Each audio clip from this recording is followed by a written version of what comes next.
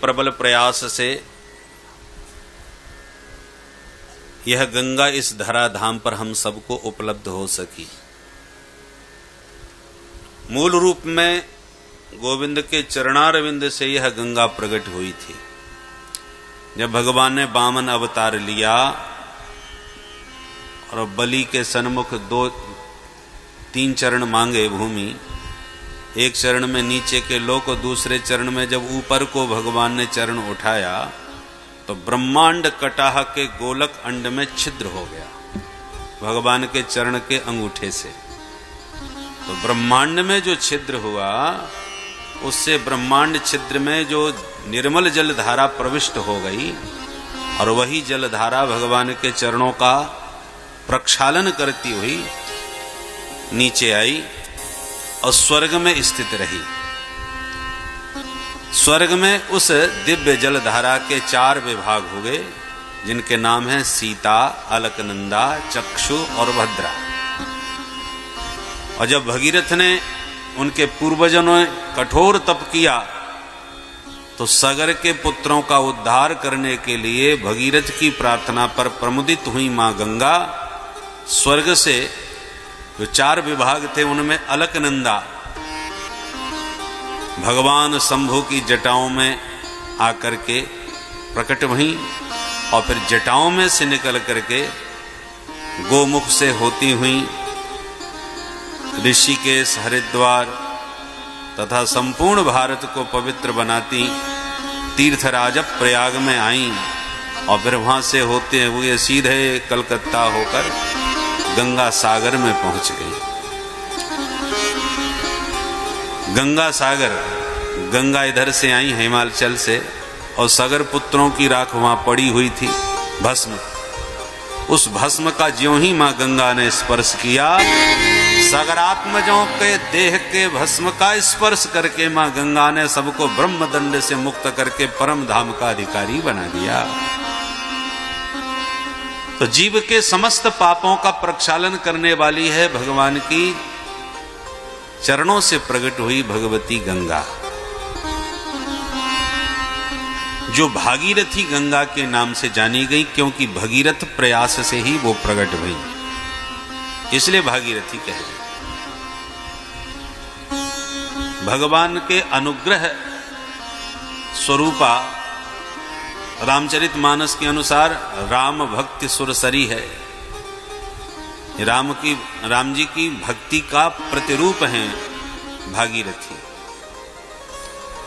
राम भक्ति जह सुरसरी धारा, परंतु वो राम भक्ति सुरसरी में स्नान करके, देवसरिता इसका नाम है ना, इसलिए सुरसरी कहा। ये देवताओं की दिव्य नदी है। परंतु अब गांव के वासी गंगा नहाने कैसे जाएं, कब जाएं? तीर्थ यात्रा कोई इतनी सरल नहीं होती। तीर्थ यात्रा सबके लिए उतनी सुगम नहीं होती, क्योंकि तीर्थ यात्रा तब संभव होती है पहले तो शरीर स्वस्थ हो। रोगी बीमार व्यक्ति क्या यात्रा कर पाएगा? तो पहला तो स्वास्थ्य बढ़िया हो, पर केवल स्वास्थ्य से काम नहीं चलता। थोड़ी सी संपत्ति भी हो, खर्चा पानी तो होता ही है। टिकट लेना पड़ेगा और फिर वहां जाकर के जब किसी तीर्थ में जाओगे तो तीर्थ पुरोहितों को भी कुछ देना पड़ेगा। ये तो तीर्थ पुरोहित कहेंगे ये कैसा जजमान आया, वर्षों में तो आया और कुछ नहीं लाया। तो कुछ चाहिए, स्वास्थ्य भी चाहिए, थोड़ी संपत्ति भी चाहिए और श्रद्धा भी पूरी चाहिए। तो श्रद्धा, स्वास्थ्य, संपत्ति का समन्वय हो तो हमारी तीर्थ यात्रा सफल हो।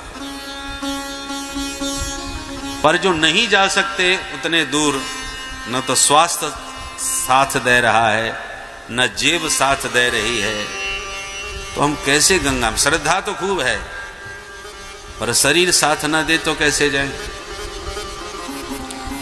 तो भगवान ने जीवों पर अनुग्रह करने के लिए चरणों से भागीरथी तो प्रकट कर दी, जो सबका पाप धोने वाली है, पर उसके लिए गंगा में जाना पड़ेगा।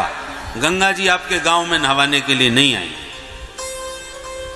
और इसलिए भगवान ने और जीवों का कल्याण करने के लिए, उसके कल्याण को और भी सहज सुलभ करने के लिए अपने मुखारविंद से एक धारा को प्रकट किया, जिसका नाम है भागवती गंगा। इसका नाम भागवत क्यों है? भगवता प्रोक्तम भागवतम, क्योंकि भगवान ने ही 4 श्लोकों के रूप में यह दिव्य ज्ञान सृष्टि के आदि में ब्रह्मा जी को प्रदान किया था। फिर परंपरा से ब्रह्मा जी ने अपने पुत्र नारद जी को यह ज्ञान दिया, नारद जी ने फिर व्यास जी को दिया, व्यास जी ने फिर अपने पुत्र सुखदेव जी को दिया, फिर सुखदेव जी ने परीक्षित के माध्यम से सभी ऋषियों को उपलब्ध करा दिया। तो ये परंपरा है। ऊपर से गंगा नीचे की तरफ आती है, गंगोत्री से, गोमुख से चल करके फिर नीचे की तरफ सागर की तरफ गंगा प्रस्थान करती है सनई सनई। ऐसी भागवत की ज्ञान गंगा भी गोविंद के मुखारविंद से प्रकट होती हुई और ब्रह्मा जी, नारद जी और व्यास जी से, सुखदेव जी से होती हुई आज हम सबके बीच में उपलब्ध हो रही है। गंगा गोमुख से प्रकट होती है और भागवत की ज्ञान गंगा गोविंद मुख से प्रकट होती है, और दोनों ही परम पावन करने वाली हैं। परंतु गंगा जी एक क्षेत्र विशेष को ही पवित्र करती हुई भारत में अपनी धारा को प्रवाहित करती हैं, परंतु श्रीमद् भागवत रूपी जो ज्ञान गंगा है, ये तो सकल लोक जग पावनी गंगा। गांव से गांव में चले जाओ, शहर से शहर में चले जाओ, देश विदेशों में ले जाओ, समस्त लोक में कहीं भी विचरण करो, ये भागवत की ज्ञान गंगा सर्वत्र जीवों का कल्याण करने पहुंच सकती है। बहुत वर्ष पहले बंजारी में यह ज्ञान गंगा आई थी। हमारे परीक्षित जी बैठे हुए, पूर्व परीक्षित। संभव नहीं हो पा रहा था कि कैसे क्या होगा, परंतु बहुत जोरदार हुआ। तो भैया यहां गंगा जी को बुलाना तो संभव नहीं है कि सबको नहवा जाओ, पर भागवत की ज्ञान गंगा आप कहीं भी गांव से गांव, देहात से देहात में ला सकते हो। थोड़ा सा भगीरथ प्रयास तो करना पड़ता है।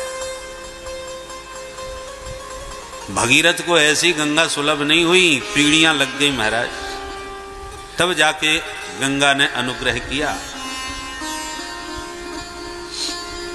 तो आज यह भागवत की ज्ञान गंगा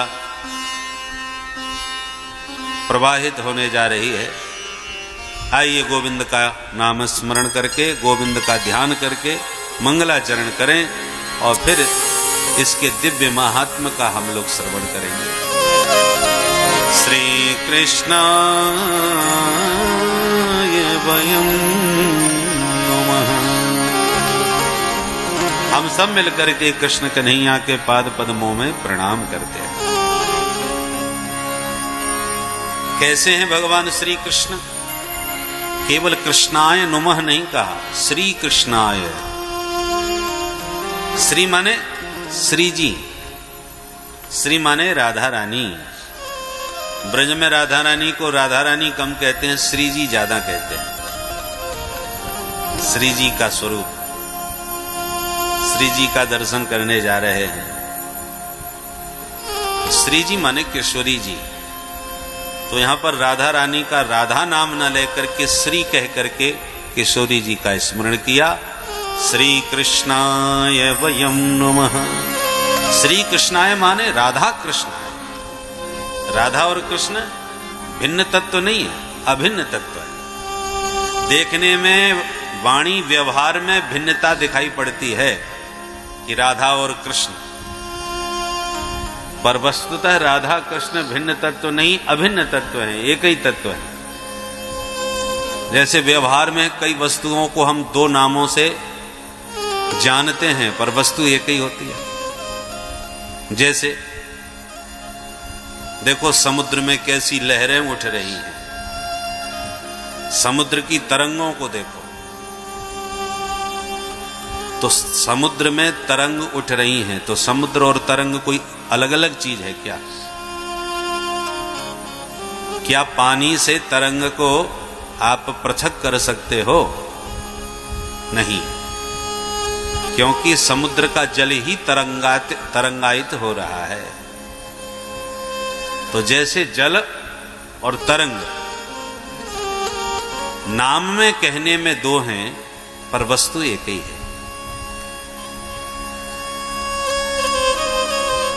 ऐसे ही शब्द का अर्थ, तो शब्द और अर्थ अलग अलग चीज नहीं है, शब्द में ही अर्थ समाहित है, दोनों अभिन्न हैं। पर व्यवहार में तो यही कहा जाएगा इस शब्द का क्या अर्थ है, शब्दार्थ, पर दोनों संयुक्त हैं। देखो सूर्य की कितनी तीक्ष्ण किरणें हैं, तो सूर्य और किरण कोई अलग अलग चीज नहीं है। देखो चंद्रमा की चांदनी कैसी खिल रही है, तो चंद्रमा से चांदनी कोई अलग तत्व नहीं है, चंद्रमा की ही चांदनी है। ऐसे ही देखो फूल में, पुष्प में कितनी दिव्य सुगंध है, और पुष्प में सुगंध समाहित है। पुष्प और सुगंध कोई अलग अलग वस्तु नहीं है। तो जैसे पुष्प से सुगंध अलग नहीं, शब्द से अर्थ अलग नहीं, सूर्य से किरण अलग नहीं, चंद्रमा से चांदनी अलग नहीं, जल से तरंग अलग नहीं, दूध से सफेदी अलग नहीं, ऐसे ही श्री राधा कृष्ण और कृष्ण राधा अलग अलग तत्व नहीं, वस्तुतः एक ही है। गिरा अर्थ जल बीच सम, कहियत भिन्न न भिन्न, बंदौ सीताराम पद, जिनहि परम प्रिय खिन्न। गोस्वामी जी महाराज भी अपने सीताराम जी को इसी प्रकार से अभिन्न तत्व के रूप में प्रतिपादित करते हैं कि सीताराम कहने में दो हैं, पर वस्तुतः एक ही है। उन्होंने भी वही दृष्टांत दी। गिरा अर्थ, गिरा माने शब्द वाणी, गिरा अर्थ, और जल वीच, वीची माने तरंग। तो जल की तरंग और गिरा माने शब्द का अर्थ, ये अलग अलग नहीं होते हैं। ऐसे ही सीताराम और श्री राधे श्याम तत्व को जानना चाहिए। कैसे हैं वो श्री कृष्ण? सच्चिदानंद रूपाय, स्वरूप परिचय देते हैं। भगवान सत्य स्वरूप हैं, चित स्वरूप हैं और आनंद स्वरूप हैं। तीन शब्द हैं, सत चित आनंद। तीनों को मिला के भगवान है सच्चिदानंद। तीन में से एक को भी यदि आप हटा देंगे तो भगवान के स्वरूप में अपूर्णता आ सकती है, पूर्णता नहीं रह जाएगी। जैसे सच्चिदानंद शब्द से सत हटा दो और भगवान को सत हटा के कहो चिदानंद। सच्चिदानंद है ना, सत हटने के बाद क्या बचेगा? चिदानंद। तो चिदानंद मात्र कहने से क्या कमी रह जाएगी? बोले साहब आपने सत को हटा दिया तो सत का अर्थ क्या होता है? सत कहते हैं शाश्वत। शाश्वत माने जो हर काल में हर समय रहे, जो नित्य वस्तु हो, जिसका किसी काल में कभी अभाव नहीं, कभी विनाश नहीं, जो सदा सर्वदा रहे, उसको सत्य कहते हैं। भगवान सदा सर्वदा पहले भी थे, आज भी हैं और हमेशा रहेंगे, इसलिए भगवान सत्य कहलाते हैं। अब आपने सत्य हटा दिया तो भगवान फिर अनित्य सिद्ध हो जाएंगे, असत हो जाएंगे। असत माने नासवान, आज तो हैं कल का पता नहीं। जैसे ये जो जगत है, संसार है, जो भी हमें आंखों से दिख रहा है, चाहे स्त्री पुरुष हो, चाहे दिव्य भव्य भवन अट्टालिकाएं हो, जो भी संसार में आपको आज दिख रहा है, ये न तो पहले ऐसा था, और न ही ऐसा हमेशा रहने वाला है। आज जो कोठियां आपको नजर आ रही हैं, ये आज की बनी हुई हैं, हमेशा थोड़ी बनी थी। बड़े बड़े जो किले राजाओं के दिखाई पड़ते हैं, पहले जिनके ठाठ जब जैसे थे वो आज थोड़ी रहे। इसलिए जगन मिथ्या कहा। जगत में जो भी दिख रहा है ये नित्य नहीं है, मिथ्या है, झूठा है, अनित्य है, नाशवान है। ये परिवर्तनशील जगत है। ब्रह्म सत्यम जगन मिथ्या, ये शंकराचार्य जी महाराज का सिद्धांत है। मिट्टी तो सत्य है पर घड़ा असत्य है। मटका वो भी तो मिट्टी ही है। मटका मिट्टी से ही तो बना है भाई। पर कहते नहीं मिट्टी तो सही है पर मटका सही नहीं है, क्योंकि मटका हमेशा नहीं बना रहेगा। कुम्हार ने उसे मिट्टी को एक आकार दे दिया और कुंभकार ने जो आकार दिया उसका नाम घड़ा पड़ गया।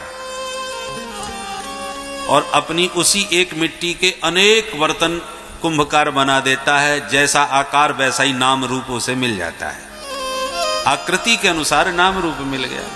ये घड़ा है, ये सकोरा है, ये दीपक है। अब दिवाली आने वाली है तो खूब दीपक बनाए जा रहे हैं।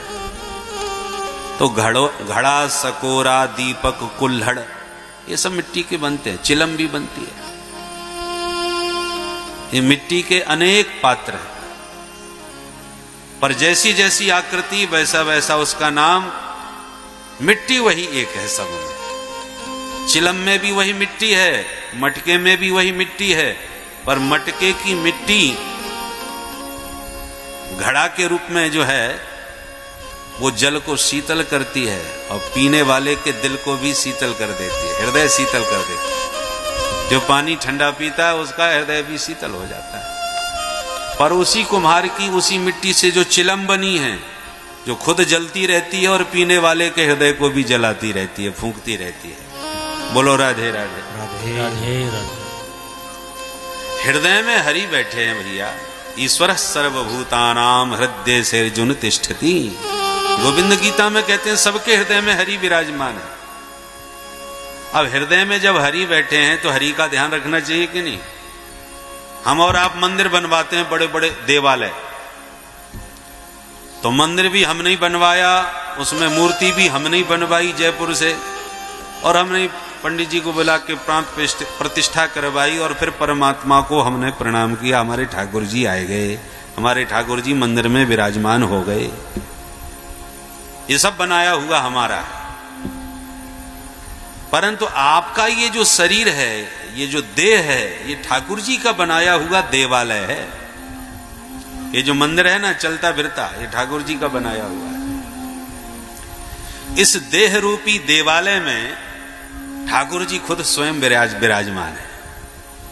हृदय से अर्जुन तिष्ठति। गोविंद कहते हैं ईश्वर सबके हृदय में विराजमान रहता है। अर्जुन, ऐसा कोई मंदिर नहीं जिसमें ठाकुर जी न बैठे हो। चाहे वो चींटी का शरीर हो, चाहे वो हाथी का शरीर हो, चाहे वो मच्छर का शरीर हो। भाई मंदिर सब छोटे बड़े होते हैं कि नहीं? छोटे छोटे मंदिर भी दिखाई पड़ते हैं। बरगद के जड़ में ही बना देते हैं, पीपल के जड़ में बना देते हैं, देवी मैया को बैठा देते हैं। और ऐसे ऐसे देवालय दक्षिण भारत में महाराज के आप एक दिन में पूरा घूम भी ना पाओ। एक ही मंदिर देखना पूरा संभव नहीं हो पाता। ऐसे भव्य देवालय भी है। ऐसे ठाकुर जी ने भी चींटी मच्छर जैसे छोटे छोटे मंदिर भी बनाए हैं, और हाथी और ऊंट जैसे बड़े बड़े भी देवालय बने हैं। पर सभी देवालय में ठाकुर जी विराजमान हैं। अच्छा, एक बात, आपने ओरछा का दर्शन किया होगा, झांसी के पास। राम जी महाराज स्वयं ओरछा की रानी के साथ आए थे, और शर्त यह थी कि एक बार जहां बैठ गया सो बैठ गया, फिर मैं नहीं उठूंगा। जब राजा साहब को पता चला कि महारानी सचमुच राम जी को लेके आ रही हैं, उन्होंने बड़ा जोरदार भव्य मंदिर बनवाया, बहुत विशाल। तो साहब कल होगी मंदिर में प्रतिष्ठा ठाकुर जी की, सुधर दिए पास न।